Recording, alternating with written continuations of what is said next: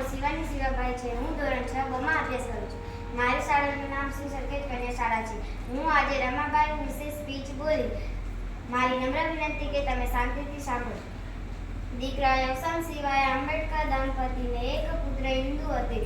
બાબા સાહેબના વિદેશમાં થોડા દિવસો બાદ રમાબાઈએ એક દીકરા રમેશનો પણ જન્મ આપ્યો. પરિવારમાં સભ્યો વધવાથી જ કામ પણ વધુ કરવું પડતું હતું. સંતાનોને લક્ષ્મીબાઈ પાસે મૂકી રમાબાઈ સૂકવેલા છાણા વેચવા લાગ્યા.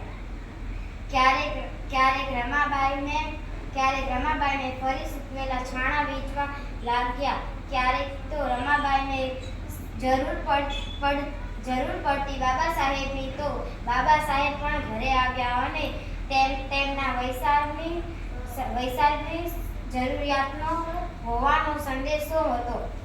રમાબાઈ માટે તો અવસાનમાં જોઈ પુત્રી બીમાર રહેતી હતી હોવા માટે તેમની સાચવણી માટે